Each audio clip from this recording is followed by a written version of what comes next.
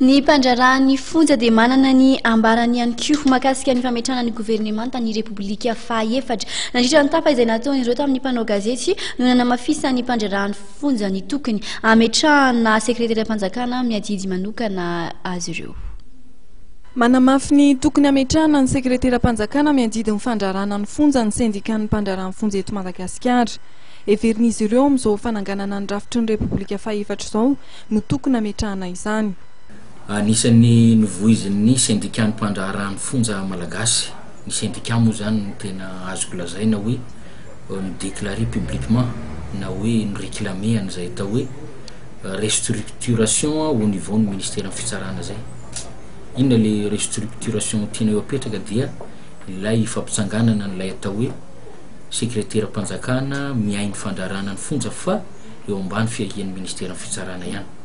Inona ny antony mahatonga an'izay be dia be ny antony mba tsy voatanisa eto intsony fa le mba hisian'ny atao hoe fizakantena ara-pitantanana eo amin'ny autonomie de gestion zany ny tena antony mahatonga anay angataka ny sekretara-mpanjakana ary mino zahay fa mifanandrify tanteraka amin'ny eritreritra andriamatoa filohan'ny repoblika zay eritreritra sendika zay satria izy dia miteny foana n'ilay atao hoe ministère fitsarana tsy mitanila.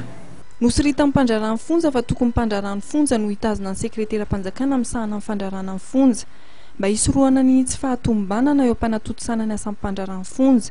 Ny fanjakana ny tokony hiantoka ny fitaovana rehetra anatontosany mpandrarany fonja ny asany ary ny tompony andraikitra ny fiarovana ny mpandrarany fonja eo am-panatontosana ny asany. Tsy tanteraka nefa ireo ary mandalo fahasarotana ny fanatontosana ny mpandrarany fonja ny asany ankehitriny. Anisan'ny olana ilaina vahaolana aingana ny fampitaovana ny voafonja miatrika ny fitsarana na atao famitorana eny amin'ny fitsarana. Efa ela moa izay no nangataka tamin'ny fitondram-panjakana ny fandimby ny mba hanomezana an'izany fandrarana ny fonja zany fiarakodia matériel roulant zany mba ahafahana mitondra ireny olona voafonja ireny miatrika fitsarana na atao famitorana eny amin'ny fitsarana. Hatramin'izao moa zany mbola tsy nisy zany. Ankehitriny nefa dia mahita zay fa tena andohalika ny rano satria raha tsy teny fotsiny azo tamin'ny zoma lasa teo dia fiarakodia mpitatitra vahoaka bus 119 no hitanay mitondra ireo voafonja hiatrika fitsarana sy atao famitorana. Ary akoatran'izay ary dia mbola mahita ihany koa zay fa misy mandeha tongotra mihitsy. Mandeha tongotra ny mpandrara zay ray na roa mitondra olona efa 20-30.